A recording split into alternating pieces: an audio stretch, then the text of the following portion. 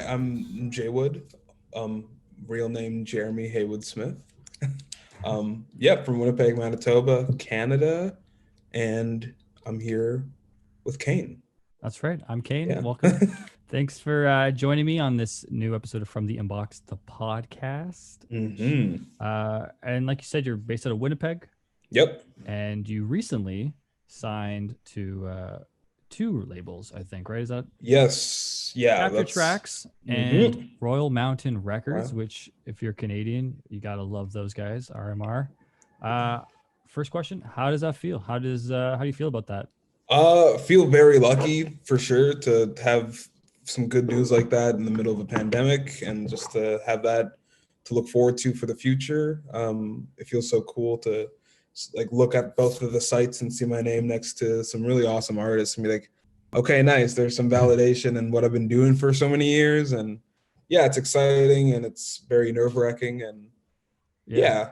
yeah, you've been doing this since 2017, right? So Well, it was even I've been before, doing it really, or since 15 2015, really, actually. but Yeah, like seriously, I'd say till like 2017, 2018 is when I yeah, really was like, okay, maybe I should try this. and you're just kind of keeping up with everything because your new EP, Some Days, is coming out. Mm-hmm. Honestly, I haven't decided of when I'm going to air this. So for the sake of it, I just Before or thought of this after. right now. It came out April 23rd, or it's coming out on April 23rd, I like whichever that. one is appropriate. But Yep. yeah, this new EP, speaking of when you first started, all these Mm-hmm. tracks were written in 2015. Yep. Um, and you kind of just re-recorded them, mastered them up. But let's go back in time, because at that time in 2015, you're saying Mm-hmm. that a lot of stuff was happening in your life that kind Yeah. of triggered this, songwriting mess Mm-hmm. of what you did. Do you mind just kind of explain what was going on and where that Sure. kind of all came from? Yeah. So in 2014, I was kind of like starting to see myself like grow out of my friend group and just be like I wasn't really connecting with them. And I was like, all right, I think I need to like maybe have some distance out of this situation. This is really not benefiting or serving me anything. And in the middle of that, I went through a pretty awkward, rough breakup. That was just kind of a whole thing. Awkward in what way? Just Awkward in the sense of just like you break up, you try to tweak it, then you break up yeah, again. It's like this is dumb. This is so stupid. So that was the awkward parts. yeah. And then yeah, I feel like I was like fully on my own at the start of 2015. I was like, all right, well, who am I on my own? What am I all about? And I had like a really great friend be like, you should try to get back into making music. And I was very heeing and hawing about it. Like, I don't know, it's just a hassle. I don't really want to do the grind. But yeah, she was very persistent, and I was like, all right. And she lent me her laptop, some recording gear, and I just put together the EP. In the midst of recording it, I was also in the middle of a move with my family at the time. So Okay. like we were moving somewhere, and I was about to leave on a trip to Japan. Oh my So gosh, so much going on. Wow. so much going on, and I had like a month to learn how to record and also write songs, because after that she was starting school and she was going to need her laptop full time, and I was broke as hell, so I didn't have any money to get any recording equipment. So I was like, I'm just going to throw whatever I can together and see what happens with it. Do you feel like if you hadn't been under that sort of pressure cooker situation, would you have been able to kind of write all these songs, or did you almost need that time crunch? I kind of like working in that pressure cooker situation Yeah. sometimes, but like in that situation, I think it definitely maybe just be like trust your instincts, go with the first thoughts, and yeah, I think I was able to like knock out so many different ideas just because I knew I didn't have a lot of time. So it's like get as much as you can with what you have right now. Yeah, and you cover a lot of ground on the CP because it's, I guess 4 or 5 if you count the acoustic track, but Mm-hmm. like those 4 songs, they do kind of cover a lot of ground just in their own right. Like the lead single "Some Days" itself, Mm-hmm. "Creep," "What Do You Do to Me," like they all kind of cover different things going on in your life. Talk Yeah. about "Some Days," like because that track, first off, is, if you haven't heard it already, people go listen to it. It's so goddamn catchy, Thank and you. there's some real like rawness to it that I really was drawn to. But Mm-hmm. kind of explain Thank what you. that song's all about.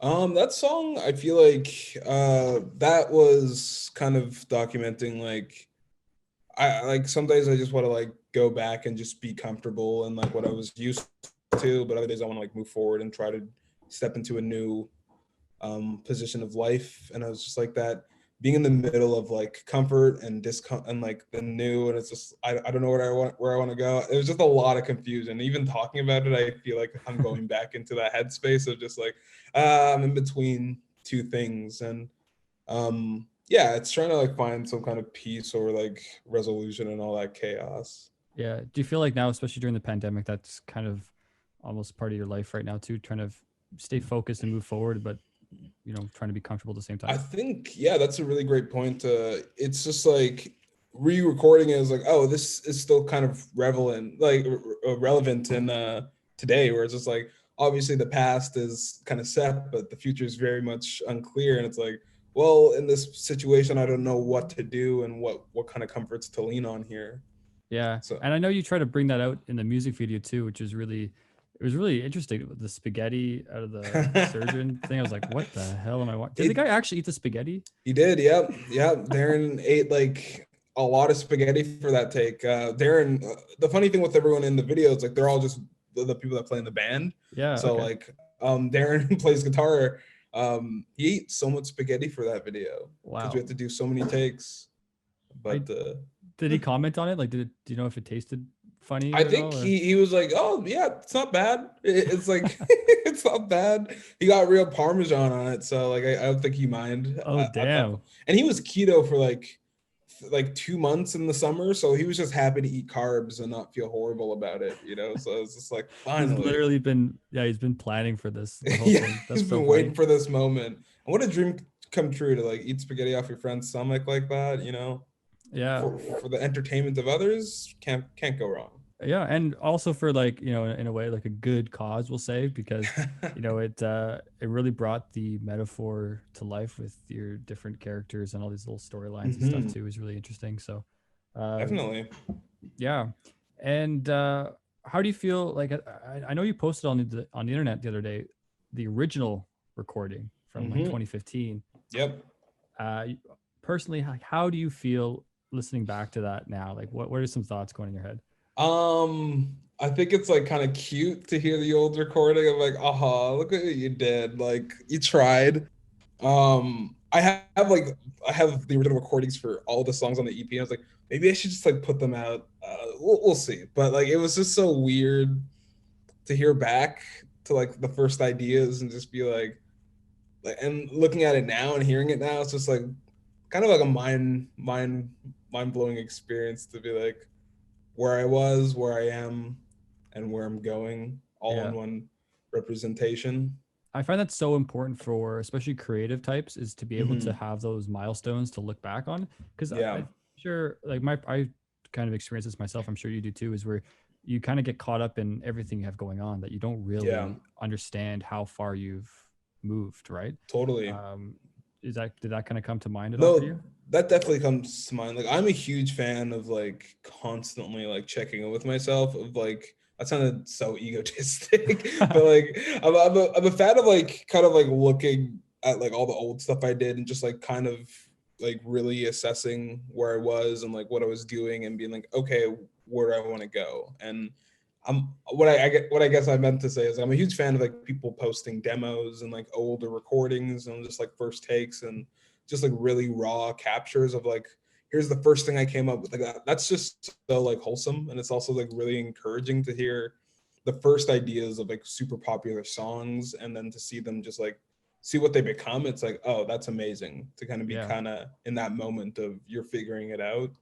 And yeah, Now that I think of it, it's very similar to like a home VHS video, like a home video of totally. someone's childhood. And Yeah, yeah, there you go. That's a nice metaphor. that's a really nice metaphor. I think that's You exactly, guys you're can kind of use led it. into the experience, you know, you're led into Yeah. the headspace, you're led into like the work process, you're led into to just their train of thought. And it's just like a cool thing to have a window into. Yeah. And if, one more comparison to how does this new EP for you kind of compare to your debut EP that you did independently, Somber? Um, well, I guess the It's date, kind of a weird. date sort of thing, right? Like, yeah, like Somber Summer came out in like 2017, but like that was like the first DPRs like, okay, these songs sound strong enough to be like this is like an official release. I think this in comparison to Somber Summer is like it's a lot more stripped back for sure. Some days it's like the big focus was just guitars, vocals, drums, and bass, just like and just adding synth and keys as like a sprinkle on top rather than like a feature thing. So whereas with Somber Summer, it was like synth everywhere, everything. It's very much me in that whole thing. But with this, it was nice to work in a studio setting and just like have that restriction of like, oh, this is exactly what I want. I'm not going to be doing more than I need to get out. Whereas with Somber Summer, I was like left to do whatever I wanted to do for as long as I wanted to do it. yeah. And as somebody who kind of identifies as a DIY artist, Mm-hmm. kind of comparing the process, having that open space with Somber Summer versus Mm-hmm. feeling more, refined and articulate, like, do you find that definition of doing it yourself kind of was still part of this new EP? I think so. Like I think I had to like work out the songs on my own. It felt like I was like rewriting them essentially because I was like relearning how to play them, and that process like happened a lot on my own. Or it's just like I think it goes like this, but I have a chance to maybe tweak them and like give better leads or like have more concrete ideas. So it's like figuring that out, then going into like a studio to record them was like I definitely like having that space to just like okay, make a game plan with myself and then go execute it. So yeah, I'd say so. All right. Yeah. And, like we talked about before I hit record on this interview, you worked at HMV I did. as a youth. Yes. Yep. His And master's voice. that's right. It's funny because we're bonding over this, people, because I used to work at HMV too as a teenager. Yep. And it was probably one of the greatest. Looking back, like, I'm not sure about you, but I remember getting like tons of free CDs in the back, just taking them Yeah, home definitely. and just listening to this array of sound. And I'm Yeah. kind of curious for you, did working there kind of help you kind of open up your eyes to more sounds and different artists and stuff? 100%. I'm so happy you mentioned that because that was like kind of where it all started for me. It's like obviously being like you have to listen to like the playlist at work, which Yeah. is very repetitive and not great at all points. But Out of like curiosity, what years did you I work was there? Do there you remember? between 2012 and 20, I want to say 15, 16. So like Okay, so the around. exact same time as me. Yeah.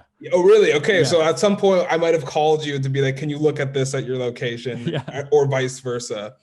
But yeah, like you're subjected to like listening to what's popular and like music that you wouldn't necessarily listen to. And obviously, with everyone working there, they have their own taste in music. So when closing time happens, everyone chooses their own music and then you're just listening to more music. So being Yeah. a sponge for that was just like a really cool experience. And I think it really made me like, not be so judgmental and not close off so many things because before I would have been like, oh, I don't like that, turn it off. But being kind of forced to sit in some music was just really great for when I went to go write music. It was like, oh, ideas, it doesn't matter what it sounds like.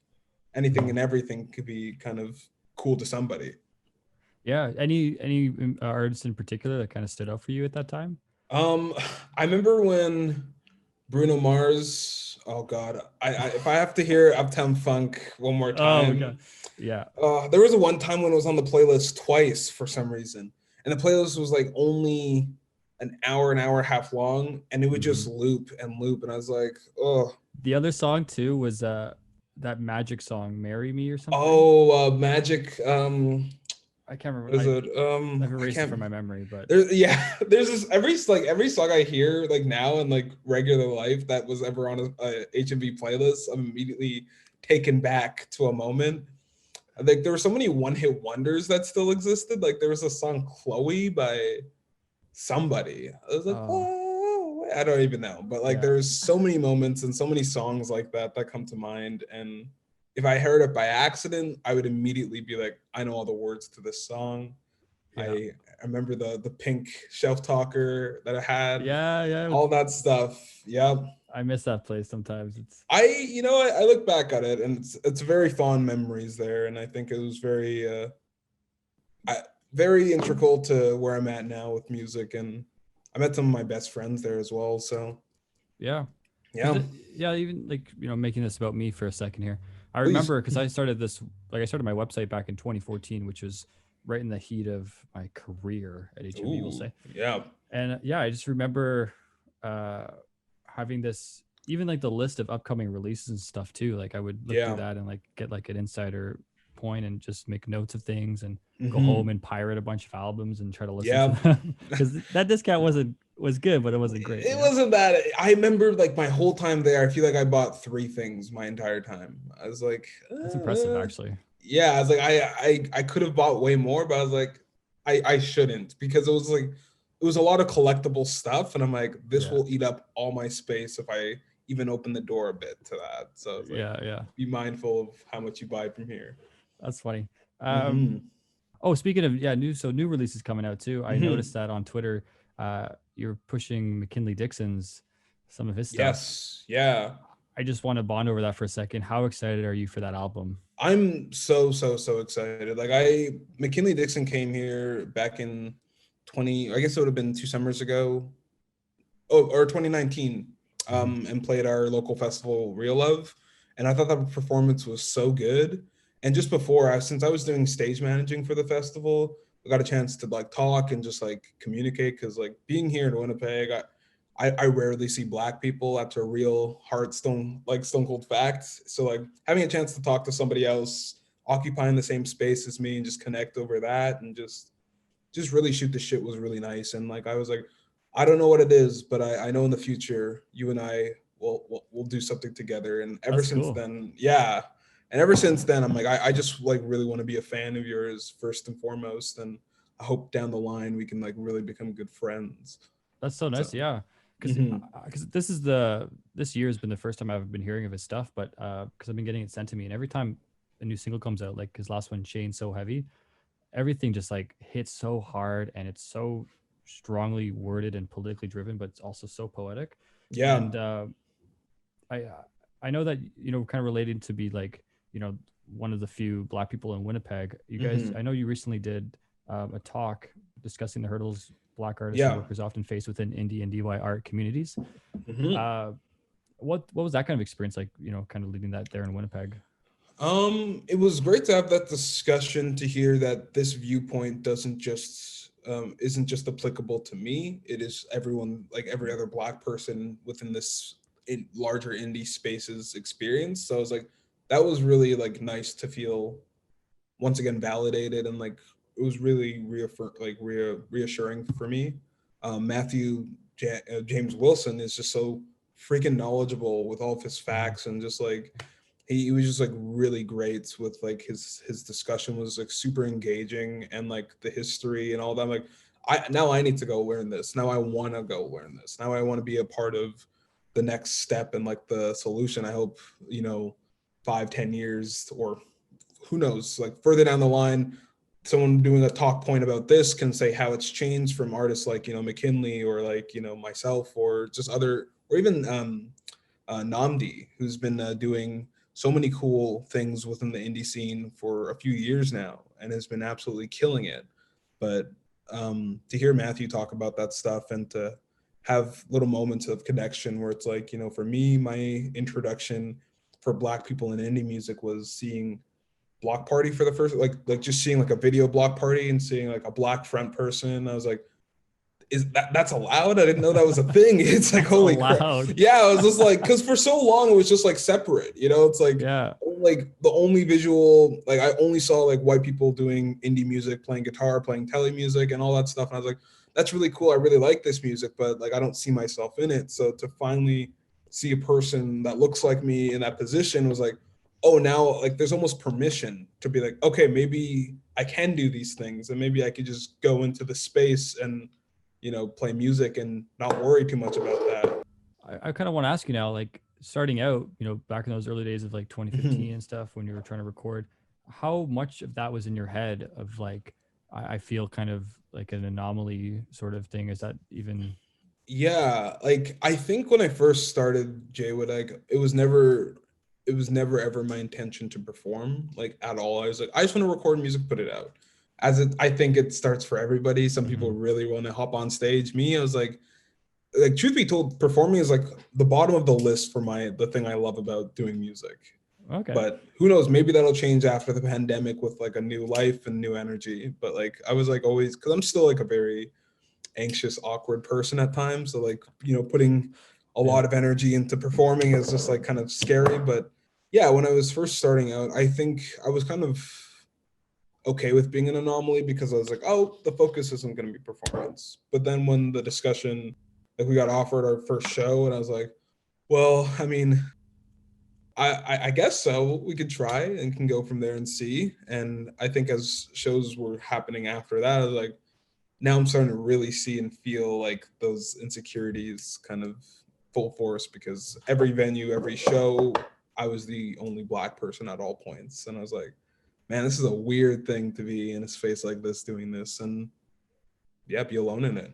How did that make you feel kind of going out there and seeing Um, that or feeling it that? was very isolating for sure and like very just awkward. Like Uh-huh. I feel like it felt almost like a gimmick for a while. Like for a while, like female fronted was a genre. It's like it's not, or it's like it's like Yeah. just straight up not. Like it felt like, oh, Black fronted, that's what it was. And I was like, well, I don't, that's not it. Like there's a whole other thing going on behind just being a Black person playing music. Yeah, it just felt kind of gimmicky for a while, and I was like kind of down on myself about it. But I had someone like come up to me, another person of color, just be like, "Oh, it's so great to see, like a person like you performing this," and it's like, "That's really great. That's like, thank you." And I would see that person pop up a lot more, and then to see like another younger Black person come up to me like maybe 2 years later, be like, "Hey, you're like one of the reasons I got into playing indie music, so thank you." I'm Oh like, dude, wow. that was everything for me. When I heard that, I was like, oh man, Yeah. I just have to keep doing this shit, even if it sucks. It's like that meant so much to me, and like it's stuck. So it sticks with me at all points. Like that's maybe why we do this shit. So like it's easier for the next group of people. Wow, that's awesome. That's beautiful. Yeah, Uh and hopefully you do get to go out and tour this new EP very, very soon because yeah, it's freaking solid. No other way to thank put you, it. thank you, thank you, thank you, So, thank you. are Yeah, you I'm excited to perform again. I think.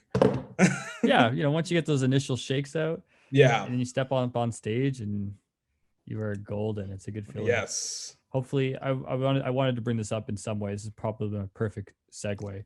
Is hopefully you don't hurt yourself playing spike ball before Yes. you go up on Yeah. stage. I am back though. My leg is What did you do? What 100%. did you do? I went in a ditch. Like, like it was my first time playing and someone hit it way over and like I just Yeah. went into a ditch and my ankle went this way, my knee went this way and I went that way. It was like everything just bent and I was like hobbling around for 2 3 days with a like clutches and I was like, oh man, this sucks. I'm like that kid like breaks his leg right before summertime. So Yeah. for like the whole week I was just like icing it, doing all the things, going to physio, and I think I'm mobile again. I'm fully off the clutches, no real pain. Took a while, but we're here. I went Thumbs rock up. climbing yesterday, so Oh, I'm so jealous. What's it like out in Winnipeg, like with the restrictions and stuff? oh god, I feel like we're probably gonna go back into restrict like lockdown and on Friday. More than likely, our numbers have gone right up because Uh, we were like, oh, let's take it easy, and we were in no position to take it easy, and now yeah. things are sketchy and scary all over again. That seems to be the story across Canada right now too. Is just Yeah, and it's not like, even oh, words. Yeah. by June everyone should be vaccinated. It's like, all right, I'll believe it when I see it, type deal. Yeah, and yeah, who knows? Anyway, I hate talking about the subject, No, especially of course. yeah. It has to I feel like it's only natural that it comes up at some point. But Mm-hmm. the good news, Mm-hmm. check out JayWood's new EP Some Days out on April 23rd, which is Yep. either in the past or in the future. Like I Mm-hmm. said, I have not decided yet. But yeah, thanks a lot, Jeremy, for sitting Hey, down. I really appreciate it. thank you so much for having me, Zen. This was a lovely combo, and yeah, I'm stoked you're able to do this way more now. Yeah, me too, man. This is Yeah. Yeah, it's a dream come true for sure. And Oh hopefully, yeah. honestly, I'm gonna keep my eye out for JayWood Dixon collab. Ooh, yeah, 'Cause, yeah, definitely do it. You know, can you you call it never Jay know. Dixon? Jay Jay Dixon. Dixon, Jay Dixon sounds dope. I really like that. It sounds like You a know, super like a sort of like a protagonist from like an action film. My name is Jay It does. Dixon. Jay Dixon. Oh, I Yeah, like that. Yeah, you never know. Might be closer than you realize. yeah, that's awesome, man. Cool. Yeah. All right, well, thanks, Okay. Jeremy. Absolutely. Thank you so much.